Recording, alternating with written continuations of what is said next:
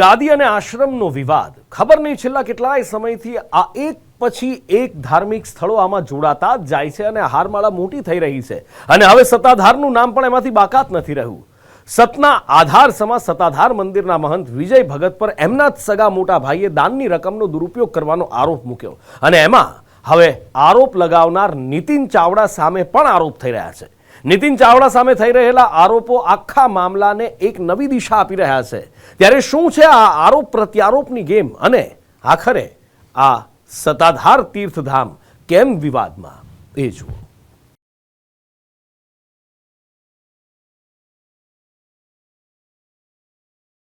વર્ચસ્વ ઉભું કરવા માટે અથવા તો કોઈના વિચારોમાં આવી અથવા તો એને કંઈક પીડા હશે અને આવીને એક જ વાત કરે કે મારા પૈસા તું મને આપ.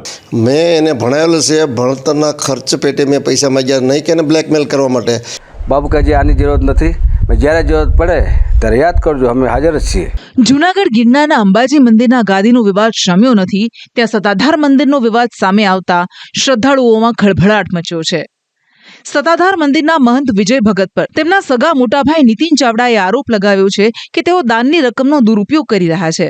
આ સાથે તેમણે આરોપ લગાવ્યો છે કે સત્તાધારમાં રહેતી એક સ્ત્રી સાથે તેમની પ્રેમ લીલા ચાલી રહી છે અને તે મહિલા વિજય ભગતને બ્લેકમેલ કરીને રૂપિયા પડાવી રહી છે.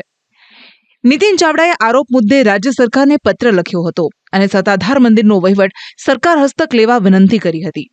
તો સરકારમાં લખેલા પત્ર મામલે હવે નીતિન ચાવડાનું નિવેદન લેવામાં આવ્યું છે. આરોપો મુદ્દે વિજય ભગતે ખુલાસો કરતા કહ્યું છે કે આ તમામ આરોપો પાયા વિહોણા છે, બદનામ કરવા માટે આ બધું થઈ રહ્યું છે. અને જે પૂર્વાશ્રમના સંબંધોને લઈને આજે એ પ્રલોભન થી કે કાંઈ એનું પોતાનું વર્ચસ્વ ઉભું કરવા માટે અથવા તો કોઈના વિચારોમાં આવી અથવા તો એને કંઈક પીડા હશે, કંઈક પણ પ્રકારની. એ સમય આવતા હજી એનો જવાબ દેશો. અમે મીડિયાથી નજીક છે, આપના શ્રદ્ધા સાથે છે, આપના વ્યવહાર સાથે છે.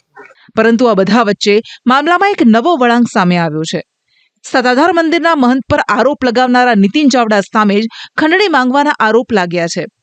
આક્ષેપ કરનારા નીતિન ચાવડાના મહંત વિજય ભગતને લખેલા કેટલાક પોસ્ટકાર્ડ વાયરલ થયા છે, જેમાં તે પોસ્ટકાર્ડ લખી ઉઘરાણી કરતા હોવાનો આરોપ મુકાયો છે.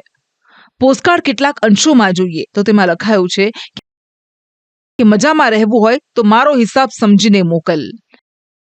ખેલ પૂરો થાય તે પહેલા મારા નાણાં મોકલી આપ.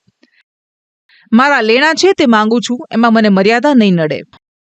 હું ગમે ત્યારે સત્તાધાર આવીશ, માટે હાજર રહેજે. તો વાયરલ પોસ્ટકાર્ડ મુદ્દે આપા ગીગાના વંશજના મોટાભાઈ સવંતે નિવેદન આપ્યું છે કે નીતિન ચાવડા મહંત વિજય ભગત પાસેથી પૈસા પડાવવા માંગે છે અને આ તેનું પ્રૂફ છે. કે નીતિનભાઈ જ્યારે બાપુ પહેલી વાર સાધુ થયા નાગાબાવા, ત્યારે એ ટાઈમે પણ નીતિનભાઈ એમને ત્યાં દબાવવા માટે ગયા હતા, એમના ગુરુને દબાવવા માટે ગયા હતા અને કંઈક ત્યાં ખેલ કર્યા હતા. ત્યાર પછી છેલ્લા 20 વર્ષથી સત્તાધારમાં આવીને પણ ઘણીવાર બાપુની સાથે જીભાજોડી કરી ગયા છે, ઝઘડા કરી ગયા છે અને આવીને એક જ વાત કરે કે મારા પૈસા તું મને આપ.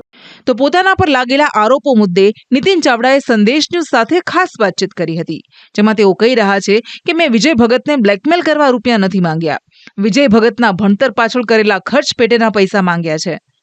મેં એને ભણાવેલું છે, ભણતરના ખર્ચ પેટે મેં પૈસા માંગ્યા નહીં કે એને બ્લેકમેલ કરવા માટે. અને વિજય ભગત જો સાધુ થઈ ગયો તો પણ એણે અમારી જમીનમાં ભાગ માંગ્યો છે. એના ભાગમાં 5-7 વીઘા જમીન આવી છે. એટલે કોઈ એમ કહેતા હોય કે નીતિનભાઈ પૈસા માંગ્યા છે કે ખંડણી કરી છે, તો એ વાત ખોટી છે. સત્તાધારના આરોપ પ્રત્યારોપ વચ્ચે રાજ્યના અન્ય સાધુ સંતો પણ આ વિવાદમાં કૂદ્યા છે.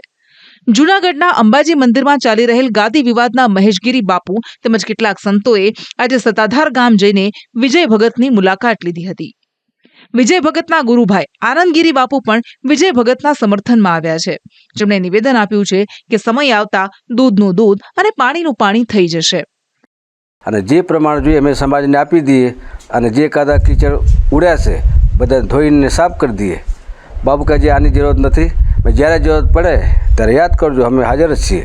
આમ હાલ સત્તાધારનો વિવાદ દિવસે ને દિવસે વકરી રહ્યો છે, જેમાં આરોપ લગાવનાર નીતિન ચાવડા પર જ ગંભીર આરોપો લાગતા મામલાનો એક નવો જ વળાંક આવ્યો છે.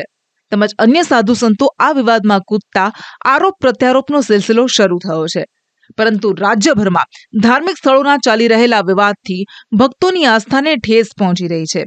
ત્યારે જરૂરી છે કે ધાર્મિક સ્થાનો વિવાદોના અખાડા ન બની રહે અને તેનું નિરાકરણ આવે. બ્યુરો રિપોર્ટ, સંદેશ ન્યૂઝ.